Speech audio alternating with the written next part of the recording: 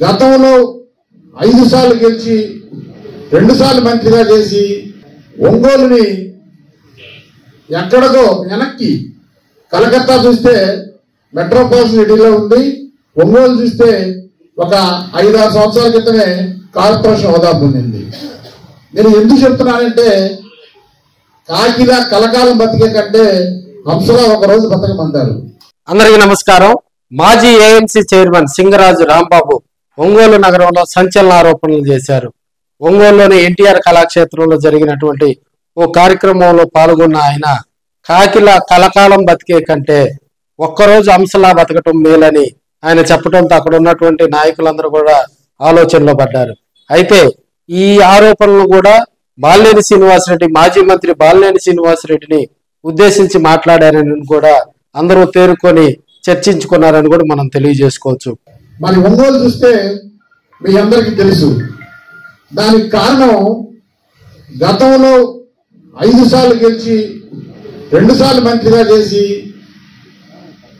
ఒంగోలుని ఎక్కడదో వెనక్కి కలకత్తా చూస్తే మెట్రోపాలిటన్ సిటీలో ఉంది, ఒంగోలు చూస్తే ఒక 5-6 సంవత్సరాల క్రితమే కార్పొరేషన్ హోదా పొందింది. నేను ఎందుకు చెప్తున్నానంటే కాకిలా కలకాలం బతికే కంటే హంసలా ఒక రోజు బతకమంటారు. అదే మన జనార్దన్ గారిని చూసి నేర్చుకోవాల్సింది. ఆయనకున్న టైంలో, తక్కువ టైంలో, అంటే ఆయన గతంలో 5 years మాత్రమే ఉన్నాడు, ఇంకా 1.5 years కూడా పూర్తి కాల. ఇంత తక్కువ టైంలో ఈ ఒంగోలుని ఇంత అభివృద్ధికి తీసుకెళ్లారంటే మరి ఆయనకి ఇంకా 4-5 సార్లు అవకాశం వస్తే భారతదేశంలో మొట్టమొదటి స్థానంలో ఒంగోలు ఉంటుందని చెప్పి మీ అందరికీ కూడా ఈ సభాముఖంగా నేను చెప్తున్నాను. ఒక్కొక్కరికి ఒక్కొక్క ఇంట్రెస్ట్ ఉంటుంది. ఆయనకి లేచిన కాడి నుంచి లాండ్ ఆర్డర్ అంటే మన బిడ్డలు ప్రశాంతంగా రోడ్డు మీద తిరగాలి. మనం కోరుకునేది కూడా అదే. ఇంత చిన్నగా ఉంటుంది, 3 రోజులు ఉంటుంది అంతే. దాన్ని ఒకసారి పెట్టి షాపింగ్ చేసుకునే పరిస్థితి వెళ్ళలేవు.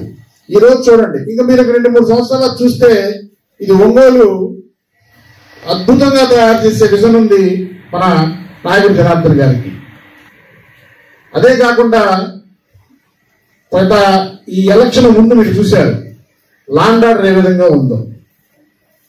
గవర్నమెంట్ హాస్పిటల్ మీద కూడా దాడి చేసే పరిస్థితులు చూసాం మనం. ఎందుకంటే గవర్నమెంట్ హాస్పిటల్ అంటే పేదలు, ఎంతో మంది పేషెంట్లు, అమాయకు పేద పేషెంట్లు అక్కడ ఎంతో మంది ఉంటారు.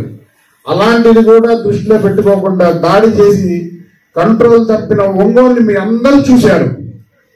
మరి ఈ రోజు ఒంగోలు చూడండి ఒకసారి ఏ విధంగా లాండ్ ఆర్డర్ అదుపులో ఉందో. లాండ్ ఆర్డర్ కానీ, డెవలప్మెంట్ కానీ, ఏదన్నా సమస్య వస్తే డైరెక్ట్ గా ఏ పార్టీ కూడా చూసేది లేదు. వాళ్ళకి సమస్య అంటే ఖచ్చితంగా స్పందించి పనిచేసే నాయకుడు మీకు అందుబాటులో ఉండే మన జనార్దన్ గారని చెప్పి ఒకసారి తెలియజేస్తూ, ఒంగోలు అభివృద్ధిపై ఆయన మాట్లాడుతూ బాలినేని శ్రీనివాసరెడ్డి పేరు చెప్పకుండానే గతంలో 5 సార్లు ఎమ్మెల్యే, 2 సార్లు మంత్రిగా పనిచేసినటువంటి వ్యక్తి మరి ఒంగోలును అభివృద్ధిలో వెనక్కు తీసుకెళ్లారని, అయితే దానికి కార్పొరేషన్ హోదా కూడా గత 5 సంవత్సరాల క్రితమే రావటం జరిగిందని ఆయన మాట్లాడటం జరిగింది.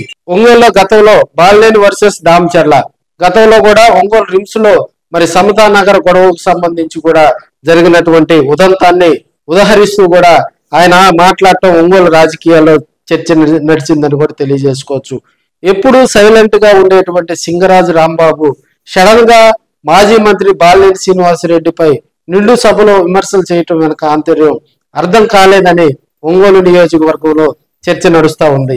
ఏది ఏమైనప్పటికీ కూడా సింగరాజు విమర్శల పట్ల కూడా పలువురు ఆసక్తికర చర్చ ఒంగోలు నగరంలో జరుగుతుందని మనం చెప్పుకోవచ్చు.